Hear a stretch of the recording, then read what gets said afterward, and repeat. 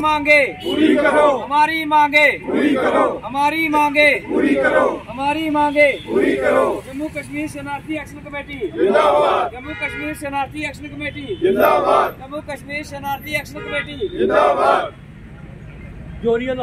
जिंदाबाद, जम्मू कश्मीर शरणार्थी action committee जिंदाबाद, जम्मू कश्मीर शरणार्थी एक्शन कमेटी जिंदाबाद, जम्मू कश्मीर शरणार्थी एक्शन कमेटी जिंदाबाद। हमारी मांगे पूरी करो, हमारी मांगे पूरी करो, हमारी मांगे पूरी करो। अध्यक्ष जम्मू कश्मीर शरणार्थी एक्शन कमेटी।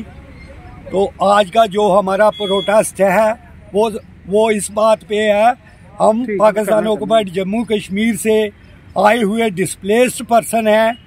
हमें जो हम लेने छोड़ के आए थे पीओजेके में, उसके बदले में अपना जो राज्य सरकार है जम्मू कश्मीर की, उसने हमें इधर 3 स्केल में ज़मीनें अलाट की थी उस ज़मीन के बदले में। हालांकि हम जो पीओजेके में कम से कम भी हर आदमी के पास 100 कनाल, 120 कनाल, 140 कनाल, 80 कनाल से लेके 140 कनाल तक हमारी उधर ज़मीनें थी और उधर हमारे बाग बगीचे थे। तो उसके बदले में हमें राज्य सरकार, जो जम्मू कश्मीर की राज्य सरकार है, इसने हमें जम्मू कश्मीर में ज़मीन अलाट की थी 3 स्केल में, 24 कनाल, 32 कनाल, 48 कनाल। जो 32 कनाल थी वो इरिगेशन और जो 48 कनाल थी वो अनइरिगेटेड ज़मीन अलाट की थी।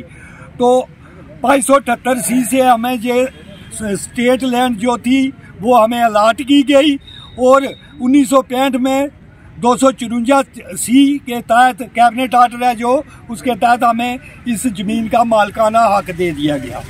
तो हम कम से कम 50 साल से इन ज़मीनों को अपने हिसाब से, किसी को अपनी ज़रूरत के मुताबिक से, कोई किसी का बच्चा, कोई किसी का कोई भाई बीमार है या किसी के बच्चे की शादी है, तो अपने हिसाब से उस ज़मीन के टुकड़े को अपनी ज़रूरत के मुताबिक तो वो बेच के अपना परिवार का पालन पोषण करता था। तो अब 2020 में अपना स्टेट गवर्नमेंट ने यूटी में एक आर्डर निकाल दिया गया कि इस ज़मीन को आप सिर्फ कल्टीवेट कर सकते हो, इस ज़मीन के पे आप बेच नहीं सकते।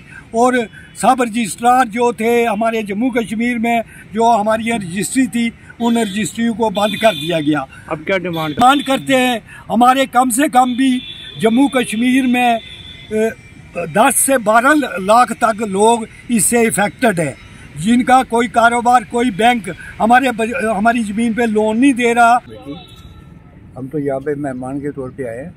आज का यहाँ का जो प्रोग्राम है, ये डिस्ट्रिक्ट शरणार्थी एक्शन कमेटी कठुआ ने मुंतखब किया है, ये उनका प्रोग्राम है। तो अफसोस की बात है कि दफ़ा 144 जो लगी है, उसकी वजह से दाएं बाएं जितने भी लोग आने थे वो नहीं आ पाए। तो बहरहाल आज का जो हमारा जो मुद्दा था जिसके तहत हमने ये प्रोग्राम रखा था, वो है 254C के बारे में। तो हमारी जो 2 किस्म की ज़मीन हमें अलाट हुई थी, एक रियासती सरकार की अपनी ज़मीन थी, एक जो मुसलमान भाई यहाँ से छोड़ के पाकिस्तान चले गए थे उनकी ज़मीन थी। तो जो सरकार की ज़मीन थी स्टेट लैंड, उसको 254C के तहत, कैबिनेट आर्डर के तहत 1965 में हमको मालिकाना हकूक़ मिले थे और पिछले 50 साल से हम लोग अपनी ज़रूरत के मुताबिक उस ज़मीन को इस्तेमाल करते हैं। एक 2019 के बाद ये एक आर्डर निकाला सरकार ने कि हमने ये ज़मीन जो है इनको कल्टीवेशन की दी थी और इसकी सेल एंड परचेज नहीं कर सकते, तो बंद कर दी। एक्चुअली जम्मू कश्मीर के अंदर जितनी भी रियासत की ज़मीन है, सरकार की ज़मीन है, इन्होंने एक नेगेटिव लिस्ट बनाई कि इस ज़मीन की जो रजिस्ट्रेशन है वो नहीं हो सकती। जब ये लिस्ट बन रही थी तो हमने सरकार को बाकायदा चिट्ठी लिखी कि जो ज़मीन आपने 1947 के लोगों को अलाट की है, उस ज़मीन को बाहर निकाल के आप इसकी नेगेटिव लिस्ट बनाएं, क्योंकि वो ज़मीन जो है अब सरकार की नहीं है, वो संताली के लोगों की मालिकाना हक है। शर्मा जी ने 254C के विषय में बात की, तो मैं ये समझता हूँ कि इससे पहले हमारी एक डिमांड जो थी 30 लाख रुपए वाली, जो कि 2014 में पार्लियामेंट्री कमेटी ने 960 करोड़ रुपया हमारे लिए मंजूर किया था, हर एक आदमी को 30 लाख हर एक फैमिली को मिलेगा, किंतु मैं समझता हूं कि उसका ध्यान भटकाने के लिए अब इन्होंने दूसरा नश्तर हम डिस्प्लेड पर्सन के पीठ में घोंपा है। ये 253C जब से हम लोग हमारे बुजुर्ग पाकिस्तान से आए हैं, पाक ऑक्युपाइड कश्मीर से, तब जो 4-4 एकड़ जगह हमें मिली थी, आज हमारी तीसरी चौथी पीढ़ी जा रही है, जिसमें से कि जो आने वाली नस्लों के हिस्से में 2-2 कनाल 4-4 कनाल भी नहीं बची। तो उसमें क्या काश्तकारी होगी, क्या कोई कर सकता है?